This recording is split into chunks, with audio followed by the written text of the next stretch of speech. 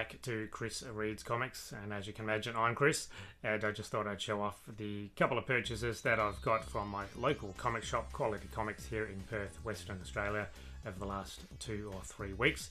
But before I show off this stack of glorious comics, I thought I'd just show you some of the footage and some of the pickups that I got from the Oz Comic Con recently.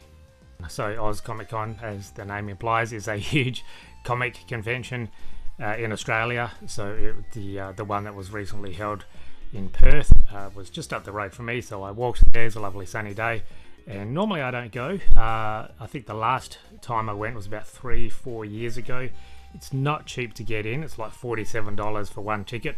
So I was umming and ahhing, but glad that I did. It's, even though the name says Comic Con, it's really a big focus on manga and anime and cosplay, but there was certainly D&D and tabletop role-playing games there as well. But yeah, it's just awesome to see a lot of young people really dressed up in their favourite characters and all that kind of stuff.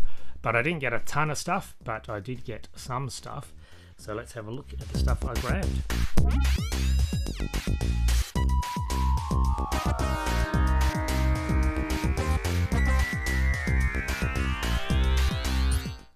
As soon as I walked in, I went to Artist Alley and I talked to this artist who I'd never heard of before. So Benny Mino Brady. I have probably butchered that name, so apologies. But he was a really lovely fella, and I think he said this was his first time in Comic Con, so I was just flicking through, fellow Aussie. And yes, glad I grabbed his art book. Psylocke is one of my faves, so he does a lot of work for Marvel and DC, as well as some Marvel trading cards as well. Absolutely awesome.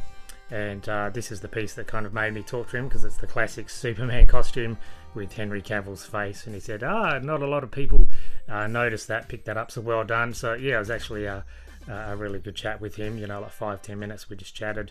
So I grabbed his art book, which I do recommend grabbing, and obviously you can follow him on Instagram.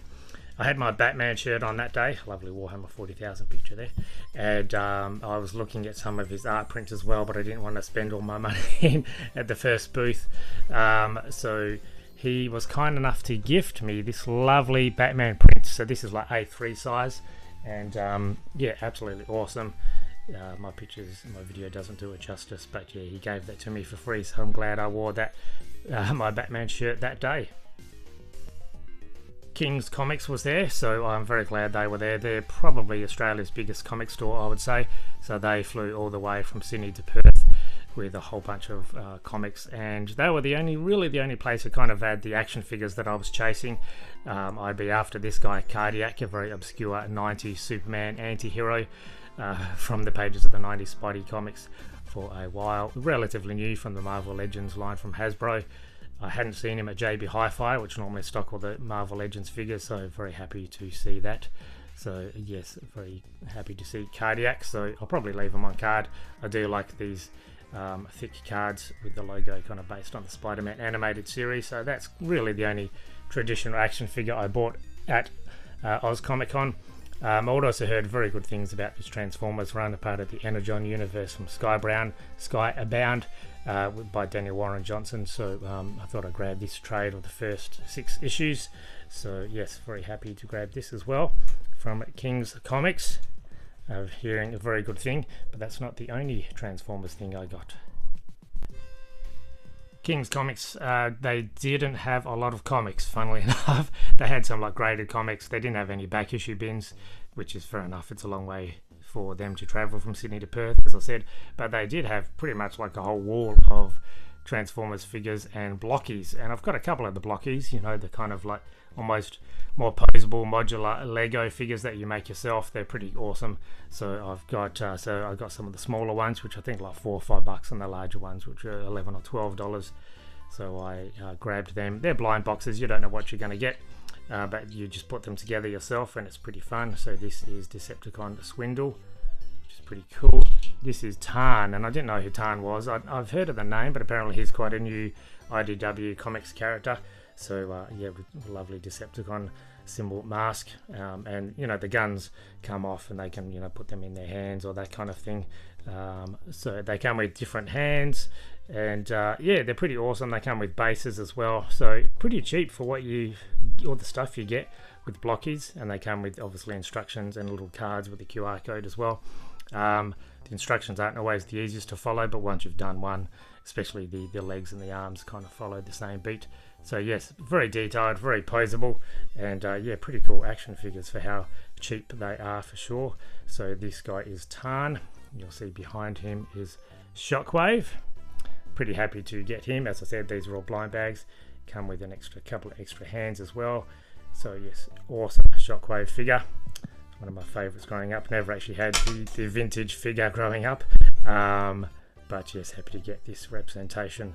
And yeah, they're just little but very poseable. And one of the ones that wasn't a blind bag was the head of Unicron. Remember from the Transformers, the movie. And this fella's actually translucent, not that you can kind of see, but he's got a hinged jaw as well. And it comes with a stand, so very poseable, so pretty cool Unicron. And he came with this little ship as well, which you can eat. So yeah, there's quite a few different ones you can get. So I'd love to be able to get Ultra Magnus on the back there. He'd certainly be one. It's just a shame that they're all blind bags, so you don't know what you're gonna get. But yeah, pretty happy with this selection of pretty cool Transformers blockies from King's Comics. I'll probably get a few more just to see if I can get like Ultra Magnus and that. But yes, pretty happy with this small collection for sure. I was at the table called Every Trick Books. That's one of the good things about Oz Comic Con, is a lot of people there just selling their artwork and things they've made, like earrings and all manner of things, and a lot of 3D printed stuff as well, and quite a few tables doing D&D and tabletop role-playing stuff as well. So Every Trick Books had a whole bunch of stuff there, but this is the only thing I picked up. So this is a Dungeons and Dragons adventure called Temple of the Dreamweaver, and it's got everything you can imagine. And you also emailed me a PDF of this, which is awesome, so very nice. So yeah, I was chatting to the guy for a few minutes, which is lovely, and it's good to see just people putting their own work out there and just kind of chasing their dreams and all that kind of stuff. So yes, I do recommend checking out their website, Every Trick Books, if you're interested in supporting a local Australian TTRPG content creators. I won't go through all of the stuff I picked up from Gestalt. So Gestalt is Australia's biggest comics publisher. Basically, they've been around for quite a number of years for sure, and yes, I always make sure that I pick up the latest and greatest of whatever they've got on offer and just chat to the guys and girls there, which is an awesome time. So yes, here we go, a bunch of stuff from Gestalt, different adventures. Very happy to receive to grab this, the Undertaker Mortonstone, bit of a cult classic character from Australia's comics publishing history in the 90s. So that's a collection of his adventures and all the new stuff that they just keep pumping out. Such amazing stuff. So definitely check out Gestalt on the socials. And one of the great things they're known for is their work with local Indigenous creators as part of their Indigiverse. And this is the latest issue number 4 of Dark Heart. And yeah, it's just great just to see local people, local writers, local creators, local artists working with Gestalt, a local publisher. So definitely give Gestalt a follow for sure. I talked at length in my first episode on this channel about Comics the Magazine. So this is Comics the Magazine issue number 2, and as you can see at the top, for the love of comics, and that's certainly evident in all these pages. So it's great to see another comics magazine on the shelves. So this is a monthly publication, brand new, and inside we've got a bunch of interviews. So we've got a feature on Headlopper. We've got a Chew comic as well from Image Comics. We've got an interview, as you can imagine, from Robert Kirkman, with Robert Kirkman, the writer, the fan favourite character Battle Beast from the Invincible universe. And we've got the top 10s and the picks of comics that are coming out and all that kind of stuff. So yeah, definitely got that wizard vibe. So yes, definitely give this a go. And it's got a double page article on Terminal, which is pretty awesome as well, with Andy Kubert and all those guys. So yes, very excited to get that. Certainly pre-ordered that. Mailbags and all the stuff we kind of expect from magazines. So yes, if you are interested in comics and you're discovering different corners other than superheroes, definitely give Comics the Magazine number 2 a go.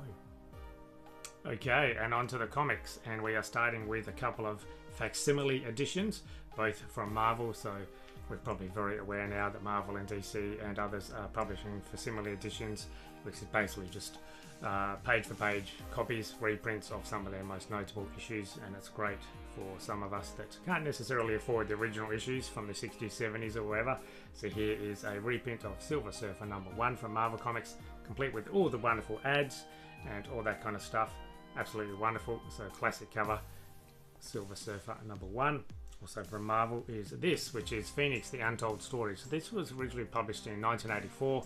Basically, it's an alternate ending, alternate version of the death of Jean Grey, Phoenix. So this includes the alternate ending where what if she lived, with an extra 5 pages. It's got a lovely wraparound cover by John Byrne and Terry Austin. All the X-Men fighting Dark Phoenix, Jean Grey. And it's got, I think, 13 pages of interviews with the creative team.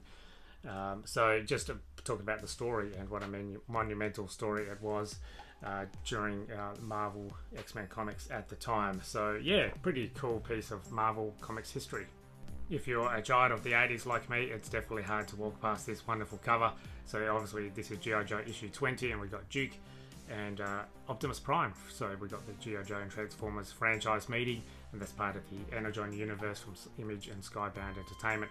Absolutely awesome. I love both of these franchises, and I know both of their individual comic series are receiving a lot of praise. I've only got a handful of issues from both, but when they spotlight some of my favourite characters, I definitely do grab them. So yes, I just love that cover. I love the colours as well. So G.I. Joe issue 20. Moving to DC now, this is Green Lantern issue 33 from the current series with a lovely wraparound cover. And this is an anthology issue, so this is a milestone issue, the 600th issue, and it's basically got a spotlight on Kyle Rayner. And if you grew up reading the comics in the 90s like I did, then Kyle is definitely the go-to Green Lantern for me. But I've also got a soft spot for Hal and John and Guy and that as well. But Jess here has got a new costume, and we've got different spotlights on different Green Lantern characters, including a story written by Ron Mars and Daryl Banks, which is awesome because they are the characters, the creators I grew up with in the 90s that I'm most familiar and fond of. So yes, it's lovely to see Kyle Rayner getting spotlight. There's a variant cover by artist David Nakayama showing Kyle's new costume as well, which is absolutely fabulous. I do like Kyle's originally 90s costume, but the new ones are pretty cool as well. So there we go, as part of the DC's All In initiative, Green Lantern issue 33.